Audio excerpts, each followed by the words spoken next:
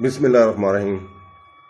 دوستوں، بہنوں، بھائیوں، آج کی ہماری بیان ہے حضرت ام سلیم بنت ملحان انصاریہ۔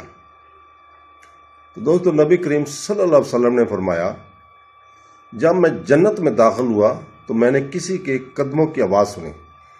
مجھے سمجھایا گیا کہ وہ غمیصہ بنت ملحان تھی۔ وہ ایک نامور خاندان سے تعلق رکھتی تھی جس نے اپنا سب کچھ اسلام کے لیے قربان کر دیا۔ ان کے بیٹے مشہور صحابی انس بن مالک تھے اور ان کے بھائی نامور صحابی حرم بن ملحان تھے۔ ان کی پہلی شادی ناخوش تھی۔ مسلمان ہونے کی وجہ سے میاں بیوی کے درمیان مسلسل جھگڑے رہتے تھے۔ اس کے شوہر مالک بن نزار نے اپنی پوری کوشش کی کہ وہ اسے چھوڑ دیں اور اس نئے مذہب کو چھوڑ دیں جس کی اس نے بیعت کی تھی، لیکن وہ ناکام رہا اور وہ اپنے نئے عقیدے کے ساتھ وفادار رہی۔ دوسری طرف وہ اپنے بیٹے انس کو بھی اسلام قبول کرنے پر آمادہ کرنے لگی۔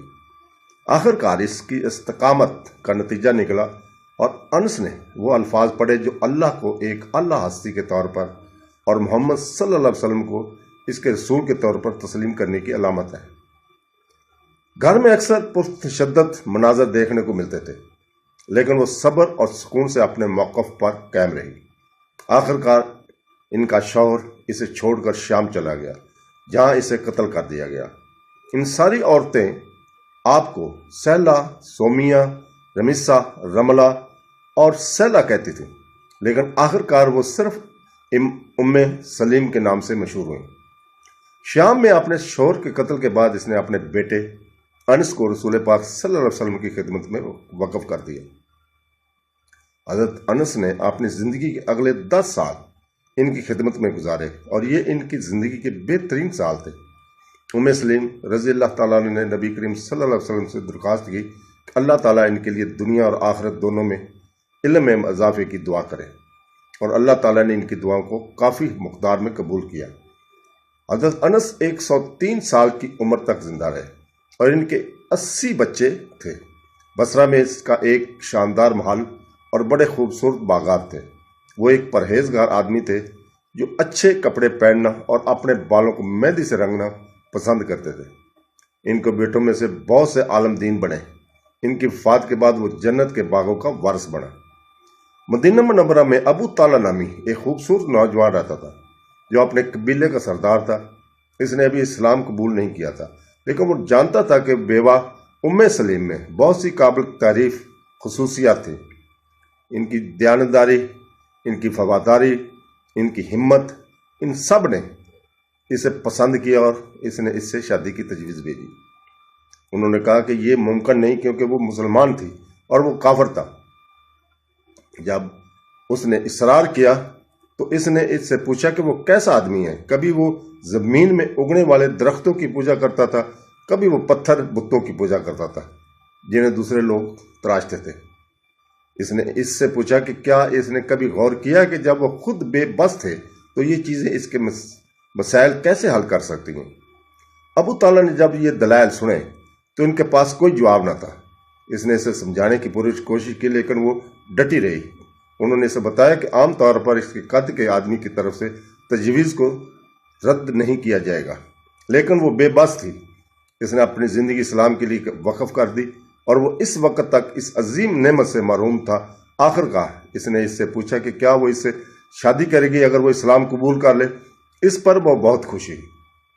اس نے کہا کہ اس کے لیے مہر جہیز اس کا قبول اسلام ہوگا، اور انس سے کہا کہ اس کی شادی کا بندوبست کرے۔ رسول پاک صلی اللہ علیہ وسلم اکثر ان کی عادت کیا کرتے تھے اور ان کے لیے عافیت اور اللہ کی رحمت کی دعا کرتے تھے۔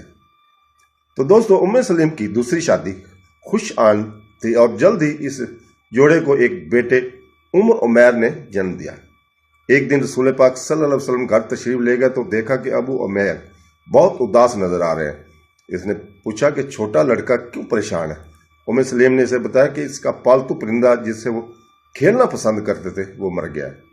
آپ صلی اللہ علیہ وسلم نے اسے پیار سے تسلی دینے کی کوشش کی۔ کچھ عرصہ بعد ابو عمیر बीमार हो गए اور ایک رات ان کا درجہ حرارت بہت زیادہ ہو گیا اور چل بسے۔ ام سلیم نے مثالی صبر اور ضبط کا مظاہرہ کیا۔ اس نے نہ کسی کو اطلاع دی اور نہ ہی اپنے غم میں چیخو پکار کی۔ وہ اپنے شوہر کو پریشان نہیں کرنا چاہتے تھے۔ جب وہ دن بھر کی محنت کے بعد گھر آیا تھا، گھر واپسی پر اس نے اس سے پوچھا کہ بچہ کیسا ہے، اور اس نے بتایا کہ وہ پہلے سے بہتر ہے۔ پھر اس نے اس رات کا کھانا پیش کیا اور اس کے ساتھ گپ شپ کی۔ جب وہ اس کی صحبت میں سکون اور اطمینان سے لطف اندوز ہوا تو اس نے اس سے پوچھا کہ کیا اگر کوئی شخص کسی کو کچھ چیز سونپے اور پھر اس کا دعویٰ کرنے آئے تو کیا اسے واپس کر دینا چاہیے؟ اس نے جواب دیا کہ یقیناً اسے خوشی سے واپس کر دینا چاہیے۔ پھر اسے کمرے میں لے گئی جہاں بیٹا ابدی سکون کی نیند میں پڑا ہوا تھا، اور کانپتی آواز میں کہا کہ اللہ نے جو بیٹا ان کے سپرد کیا تھا اسے واپس لے لیا ہے۔ صبح کے وقت وہ رسول پاک صلی اللہ علیہ وسلم سے ملنے گئے اور آپ صلی اللہ علیہ وسلم نے جوڑے کے لیے اللہ سے برکت اور خوشحالی کی دعا کی، اور جلد ان کے ہاں ایک اور بیٹا پیدا ہوا۔ انس رضی اللہ تعالیٰ نے اسے اپنی گود میں لے کر رسول پاک صلی اللہ علیہ وسلم کی خدمت میں حاضر کیا۔ انہوں نے کھجور کا ایک ٹکڑا نرم کیا اور نومولود کو دیا اور اس کا نام عبداللہ رکھا۔ انہوں نے دعا کی اللہ تعالیٰ انہیں ترقی عطا فرمائے، اور اللہ کے فضل سے جب وہ بڑا ہوا اور شادی کی تو اس کے 9 بیٹے تھے۔ یہ سب قرآن کے حافظ تھے۔ انس بیان کرتے ہیں کہ ان کی ماں کے پاس ایک بکری تھی۔ ایک دن اس نے اس کا دودھ سے گھی بنایا اور چمڑے کے پیالے میں جمع کیا۔ جب وہ بھر گیا تو اس نے اسے اپنی لے پالک بیٹی کے ساتھ رسول پاک صلی اللہ علیہ وسلم کے لیے بطور تحفہ بھیجا۔ رسول پاک صلی اللہ علیہ وسلم نے اپنے گھر والوں سے کہا کہ وہ پیالہ خالی کر دیں اور اسے چھوٹی بچی کے ساتھ واپس کر دیں۔ وہ خالی کٹورا واپس لے آئی اور کچن کی دیوار پر کیل سے لٹکا دیا۔ ام سلیم نے دیکھا کہ پیالہ ابھی تک لٹکا ہوا ہے اور وہ بھرا ہوا ہے، در حقیقت وہ بہہ رہا ہے اور ٹپک رہا ہے۔ اس نے اپنی بیٹی سے پوچھا کہ اس نے اس کی ہدایت پر عمل کیوں نہیں کیا؟ چھوٹی بچی نے بتایا کہ وہ ہدایت کے مطابق گھی لے کر گھر گئی تھی اور خالی پیالہ واپس لا کے لٹکا دیا تھا۔ ام سلیم اس بھید سے حیران رہ گئی۔ وہ نبی کریم صلی اللہ علیہ وسلم کے گھر گئی اور آپ کو یہ عجیب واقعہ سنایا۔ انہوں نے کہا کہ چھوٹی بچی تحفہ لے کر آئی جسے اس نے قبول کر لیا اور خالی کٹورا لے کر چلی گئی۔ ام سلیم نے اس اللہ کی قسم کھائی جس نے انہیں ایک سچے مذہب کے رسول بنا کر بھیجا کہ پیالہ اس وقت بھی بھرا ہوا تھا اور ٹپک رہا تھا۔ پھر آپ صلی اللہ علیہ وسلم نے اس سے فرمایا کہ وہ حیران نہ ہو، اس نے رسول پاک صلی اللہ علیہ وسلم کے ہدیہ بھیجا تھا، تو آپ صلی اللہ علیہ وسلم نے اس کے لیے تحفہ بھیجا تھا، وہ اسے کھائے اور دوسروں کو بھی کھلائے۔ ام سلیم کہتی ہیں کہ انہوں نے گھی کا یہ پیالہ ایک بڑے برتن میں خالی کر دیا۔ یہ ان کو 2 مہینے تک چلتا رہا اور دوسروں نے بھی اس سے کھایا۔ حضرت انس رضی اللہ تعالیٰ بیان کرتے کہ ایک دن ابو طالح گھر آئے اور ام سلیم رضی اللہ تعالیٰ سے کہا کہ رسول پاک صلی اللہ علیہ وسلم بہت کمزور لگ رہے تھے، غالباً بھوکے تھے، اگر گھر میں کچھ کھانا تھا تو وہ اسے کھانے کے لیے لے جانے کا اعزاز حاصل کر سکتے تھے۔ تو انہوں نے جواب دیا کہ اس کے پاس کپڑے میں لٹی ہوئی روٹی ہے۔ ابو طالح مسجد میں گئے اور رسول پاک صلی اللہ علیہ وسلم کو اپنے ساتھ آنے کی دعوت دی۔ انہوں نے کہا کہ میں اس دعوت کو قبول کرتا ہوں، اور وہاں بیٹھے ہوئے لوگوں کو ابو طالح کے گھر اپنے ساتھ آنے کی دعوت دی۔ وہ سب رسول پاک صلی اللہ علیہ وسلم کے ساتھ جانے کے لیے اٹھے۔ ابو طالح رضی اللہ تعالیٰ نے جب یہ دیکھا تو گھبرا گیا، کیونکہ ان کے پاس اتنے لوگوں کے لیے کھانا نہیں تھا۔ جب وہ گھر گئے تو اس نے اپنی بیوی ام سلیم سے اس خوف کا اظہار کیا۔ وہ مسکرائی اور کہا کہ فکر نہ کرو، وہ گھر میں موجود تمام کھانے کو باہر رکھ دیں گے، اور اس نے یہی کیا تھا۔ رسول پاک صلی اللہ علیہ وسلم تشریف لائے اور اللہ سے فراغی کی دعا کی۔ پھر اس نے ابو طالح سے کہا کہ باہر سے 10 آدمیوں کو بلاؤ۔ چنانچہ 10 لوگ اطمینان سے کھانے کے لیے آئے۔ ان کے فارغ ہونے کے بعد اس نے ابو طالح سے کہا کہ 10 اور بلاؤ، اور یہ سلسلہ چلتا رہا یہاں تک کہ تقریباً 70 یا 80 لذیذ کھانے سے ان کا پیٹ بھر گیا اور کھانا باقی تھا۔ جب رسول پاک صلی اللہ علیہ وسلم کا نکاح زینب بنت جاش سے ہوا تو ام سلیم نے کھجور اور گھی کا ایک خاص پکوان بنا کر آپ کو تحفے کے طور پر بھیجا، اور جنگ خیبر کے بعد جب اس نے صفیہ سے شادی کی تو ام سلیم ہی تھی جنہوں نے اس سے دلہن کا لباس پہنایا۔ انہوں نے اسلام کے میدان جنگ میں بھی بہت فعال کردار ادا کیا۔ حضرت انس کہتے ہیں کہ جنگ احد میں ان کی والدہ اور عائشہ رضی اللہ تعالیٰ عنہ چمڑے کی بوتلوں میں پانی بھر کے پیاسے زخمی سپاہیوں کو پلاتے تھے۔ ام سلیم اس وقت حاملہ تھی، لیکن اس نے انہیں کسی طرح سے بھی نہیں روکا۔ اس نے جنگ حنین میں بھی بڑھ چڑھ کر حصہ لیا۔ اس نے نیزہ اٹھایا، اور جب ابو طالحہ نے یہ دیکھا تو رسول پاک صلی اللہ علیہ وسلم کو اس کے بارے میں بتایا، تو انہوں نے ان سے پوچھا کہ وہ نیزہ کیوں اٹھائے ہوئے ہے؟ اس نے جواب دیا کہ اگر کوئی دشمن کا سپاہی اس کے سامنے آیا تو وہ اس کا پیٹ کاٹ ڈالے گی۔ آپ صلی اللہ علیہ وسلم اس کی روح پر مسکرائے۔ حضرت انس رضی اللہ تعالیٰ سے روایت ہے کہ رسول پاک صلی اللہ علیہ وسلم ان کے پاس جایا کرتے تھے۔ جب کسی نے اس سے وجہ پوچھی تو انہوں نے بتایا کہ جب سے اس نے اپنے بھائی حرم بن ملعان کو اپنی آنکھوں کے سامنے قتل کرتے دیکھا ہے، تب سے مجھے اس پر ترس آیا ہے۔ ان کے آخری الفاظ اسلامی تاریخ میں امر ہو گئے ہیں۔ انہوں نے کہا، مجھے رب کعبہ کی قسم میں کامیاب ہو گیا۔ ان کے بھائی سلیم بن ملحان بھی اسی جنگ میں شہید ہوئے۔ صحیح مسلم میں کتاب فضائل میں رسول پاک صلی اللہ علیہ وسلم کے پسینے کی موتیوں کے بارے میں بتایا گیا ہے۔ ایک دوپہر کو رسول پاک صلی اللہ علیہ وسلم ام سلیم کی عیادت کے لیے تشریف لے گئے۔ وہ بہر تھی اور وہ اس کے انتظار میں سفید سونے کے لیے گرا تھا۔ جب وہ گھر آئی تو اسے سوتا ہوا پایا، اور گرمی میں اس کا پسینہ چمڑے کے ایک چھوٹے سے ٹکڑے پر ٹپک رہا تھا۔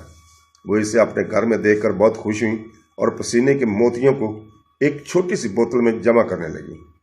رسول پاک صلی اللہ علیہ وسلم بیدار ہوئے تو دیکھا کہ وہ ایسا کرتی ہے۔ انہوں نے ان سے پوچھا کہ وہ کیا کر رہی ہے، تو اس نے جواب دیا کہ وہ اس کے پسینے کی قطروں کو اکٹھا کر کے کسی خوشبو میں ڈال رہی ہے۔ رسول پاک صلی اللہ علیہ وسلم جب کسی سڑک یا گلی سے گزرتے تو فضا میں خوشبو کی ایک پگڈنڈی چھوڑ جاتے اور لوگ محسوس کرتے کہ آپ اس راستے سے گزرے ہیں۔ جب حضرت انس کو معلوم ہوا کہ وہ مر رہا ہے تو اس نے وصیت کی کہ ان سے کچھ قطرے اس پانی میں ڈالیں جس سے ان کے جسم کو غسل دیا جائے۔ آخری حج کے موقع پر جب رسول پاک صلی اللہ علیہ وسلم نے اپنے سر منڈوایا تو ابو طالحہ رضی اللہ تعالیٰ نے اپنے بال جمع کیے اور واپس مدینہ لے گئے۔ وہاں اس نے اسے محفوظ کرنے کے لیے ام سلیم کو دیے۔